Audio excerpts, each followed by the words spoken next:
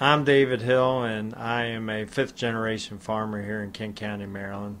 I am a partner in Hill's Dairy Partnership, which includes my father and my uncle. The farm's been in our family for over 100 years. We are a century farm. We used to milk dairy cows, have left that enterprise and moved on to beef and still grain farm on top of it. We have a Pioneer seed dealership that we sell seed corn to our neighbors. Part of my business with Pioneer, I have my CCA license, which is a certified crop advisor, so I can scout fields for other neighbors.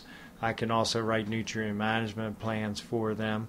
And this past winter I did get my insurance license, so I am licensed to sell crop insurance. Marketing our grain, over the last few years we keep good records. So we know on average how many bushels we are able to produce, and even in our worst case scenario year, we've never been below what we forward contract.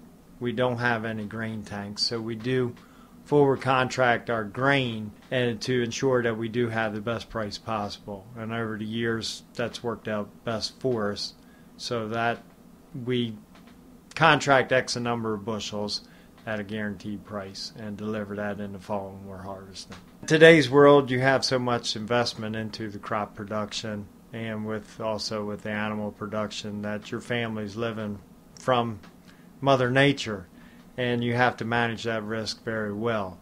So with that, we do buy crop insurance. The government's made it very enticing in the last few years by offering incentive to do it.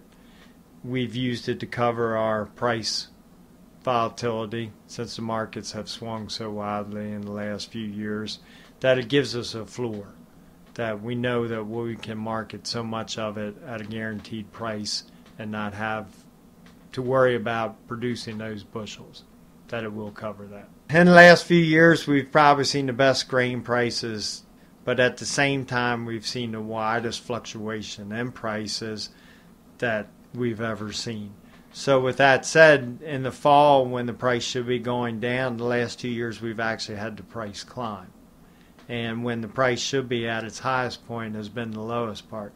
So the market and the prices that we are able to get are swinging so widely and at different times of the year that it's made it very difficult to budget and to make sure that you contract for what you need in order to make it for another year. For moving into diversification, we also, besides grain production, we do grow hay that we do sell at local markets. That's been a very good cash flow for us. We also grow parent seed for Pioneer, which right now has been wheat and soybeans that we grow for them, so that's been extra incentive and money that we can pick up on in order to do. We grow a lot of wheat, which we harvest as straw. That's been a very lucrative market in the last few years. So besides the beef and the baby calves that we sell, that's been very good to try to not put all your eggs in one basket. Hoping Maryland agriculture will be here for a long time. It's certainly a bright future as we stand right now, but with rules and regulations, we're hoping that that does not change the picture to where the future generations cannot get a head start. In the future, I hope that my children will be able to come back and take over if they're interested. That would make them the sixth generation, something about one family farm that's been able to sustain as many generations as it has, and to give them a good livelihood means something. It means a lot to me, and I think it means a lot to the family that one piece of ground has been able to keep us going as long as it has. And hopefully in the future we'll be able to do that.